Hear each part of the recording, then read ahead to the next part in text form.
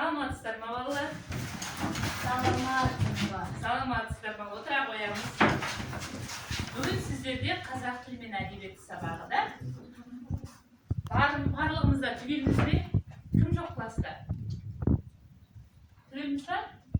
Түгелміз, иә. Үйге қандай тапсырма берілді? Кім айтады? Мәнерлеп оқып келу да. Қай тапсырма? Екінші тапсырма. Бұнда не істеу керек еді? Кім айтады? Ыбырай Алтынсариннің «Кел балалар оқылық» өлеңін мәнерлеп оқып келу. Алижан, оқиғы.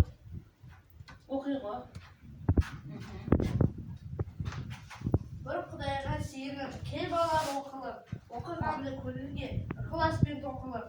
Оқысаңыз балалар, шамнан шырақ жағылар, тілегенді алдынан іздемей табылар. Рахмет. Медина. Бір Құдайға сыйынып, кел балалар оқылып, оқығанды көңілге, ықыласпен тоқылып. Оқысаңыз балалар, шамнан шырақ Жағылар.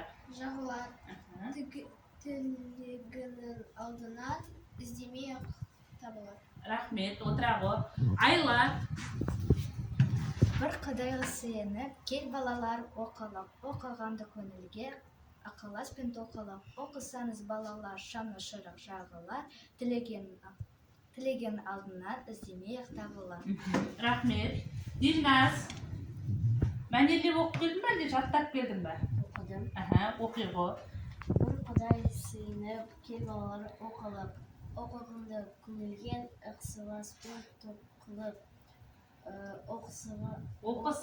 Оқысаңыз балалар, шамның шырақ жағылар, тілеген алдынан іздемей табылар. Амира. Бір Құдайға сыйынып, кел балалар оқылып, оқығанды көңілге, ықыласпен тоқылып. Оқысаңыз балалар, шамнан шырақ жағылар, тілегеннің алдынан іздемей табылар. Рахмет. Барлығымызда Ыбырай Алтынсариннің «Кел балалар оқылық» өлеңін мәнерлеп оқып келгенбіз, жаттап келгенбіз да. Баршаңызға да рахмет. Үй тапсырмасына жақсы дайындалып келіпсіздер. Енді бүгін біз Ыбырай Алтынсариннің өмір жолымен танысамыз. Енді сабақты бастамай тұрып, бүгінгі күнімізге сәттілік тілеп жібере қояйық бір-бірімізге. Сабыржан, келші тұршы. Кімге сәттілік тілегің келеді? Айлаға, айта ғой. Айланың қасына бар. Айлаға не айтасың? Айта ғой. Сабағыңды күшті оқы. Сабағыңды жақсы оқы. Айла, сен кімге айтқың келеді? Мединаға айтқың келеді. Айта ғой. Медина. Бақытты бол. Медина бақытты бол дейді. Медина, сен кімге айтқың келеді? Лайхатқа, иә. Лайхат, ауырма дейді. Лайхат, сен кімге айтқың келеді? Айгерімге, айта ғой. Сабағыңды жақсы оқы, иә. Айгерім кімге айтқың келеді? Алижанға, айта ғой. Сабағыңды жақсы оқы. Алижан, кімге айтасың? Амираға, иә. Ешқашан ауырма. Амира. Дилназға. Дилназ, сен әдемі қыз. Әдемі қыз, да, Дилназ? Дилназ, сен кімге айтқың келеді? Сабыржанға, айта ғой. Сабыржан мықты бол. Сабақты жақсы оқы дейді. Жақсы. Енді бүгінгі сабағымызды бастайық. Наурыздың жаза қойып, дәптерімізді ашып. Кітабымыз 66-шы бетті ашамыз.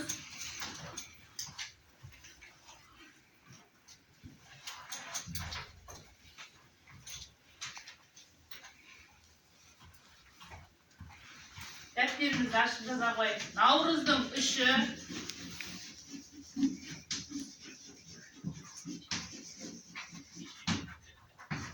Ыбырай Алтынсарин.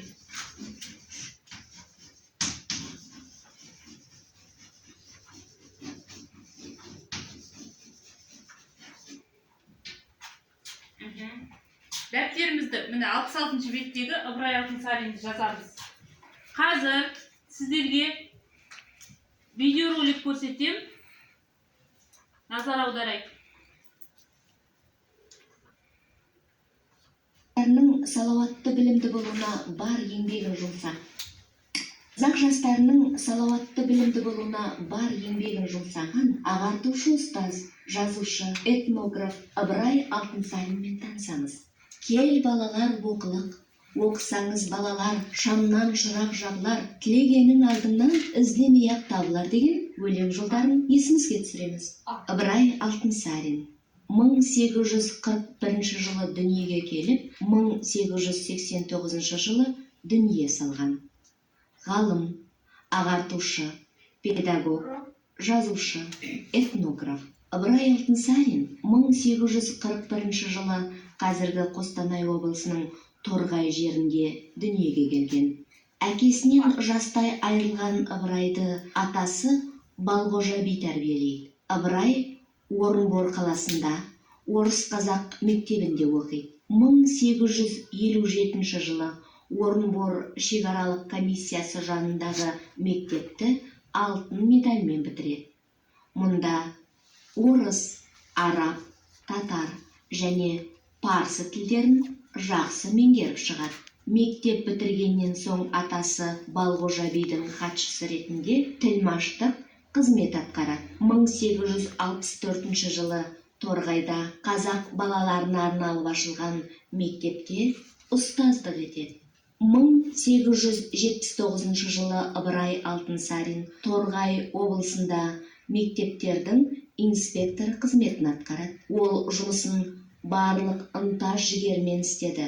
Ыбырай Алтынсарин Ырғыз, Николаев, Торғай және Елек уезінде 2 сыныптық орыс-қазақ училищелерін ашты. Ыбырай Алтынсаринді балалар әдебиетінің атасы деп атайды. Ол Санкт-Петербург, Қазан, Мәскеу қалаларында болды. Орыс ағартушылармен танысты. Олардың бірқатарының еңбектерін қазақшаға аударды. Жақсы балалар. Ыбырай Алтынсарин, сіздер видеороликпен таныстыңыздар да. Енді жалпы Ыбырай Алтынсариннің шын аты Ибрахим. 1841-1889 жылдар аралығында өмір сүрген қазақтың аса көрнекті ағартушы, педагогы, жазушы, этнограф. Артына көптеген өлеңдерін қалдырған. Сол өлең жолдарының бірі сіздер үйден дайындалып оқып келген «Кел балалар оқылық» деген өлеңі. Осы өлеңі арқылы балаларды, жалпы адам баласын білімге шақырған. Ең алғаш рет мектеп ашқан Ырғызда. Бұл Ыбырай Алтынсарин балалар әдебиетінің атасы. Енді мына тақтадағы беріп тұрған кестені дәптерімізге жазып ала қояйық. Ыбырай Алтынсарин ең алдымен қазақ әдебиетінің атасы, ұлы педагог, жазушы. 1841 жылы Торғай жерінде дүниеге келген. 1841-1889 жылдар аралығында өмір сүрген. Ата-анасынан жастай қалған. Ата-анасы қайтыс болғаннан кейін атасы Балғожа бидің тәрбиесінде болған. Торғайда, Қостанайда мектеп, училище, лицей, интернат ашқан. Жазбала қояйық дәптерімізге.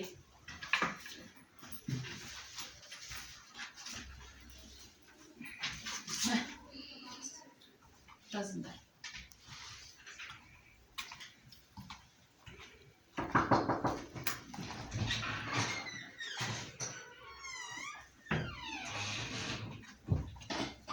Жаза қояйық дәптерімізге.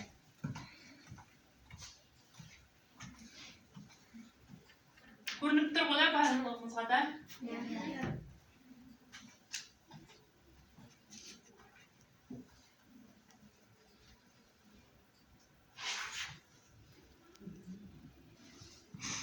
Түсінбесек сұраймыз.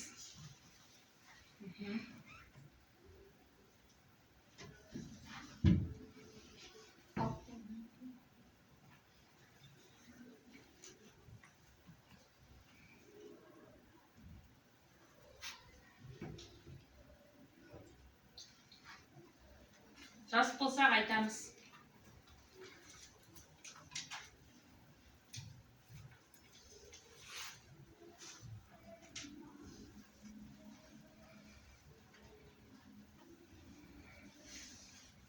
Кім болды? Алижан болдың ба? Ау, Айгерім болдың ба? Оқиғы. Кел, тақтаға кел. Оқиғы, тақтаға. Ыбырай Алтынсарин. Оқиғы. Ыбырай Алтынсарин ата-анасынан жастайынан қалған. Атасы Балтқожа бидің тәрбиесінде болған. Торғайда, Қостанайда мектеп, училище, лицей, интернат ашқан. Сосын 1841 жылы Торғай жерінде дүниеге келген. Рахмет, отыра ғой. Тағы кім болды жазып? Ау. Осы тақтадағы беріп тұрған кестеден қайсысы саған есіңде қалып тұр? Қайсысын жаттап тұрсың? Мен сендерге осыны тақтаға салып жаздырып тұрғаным, менің айтқаным бөлек, ал сендердің өздерінің оқып түсінгендерің бөлек, түсініп жазғандары. Айта ғой, Алижан. Өмір сүрген жылдары да қай жылы өмірге келіп, қай жылы қайтыс болған? 1841 жылы өмірге келді, 1889 жылы өмірден өткен, да? Я, отыра ғой.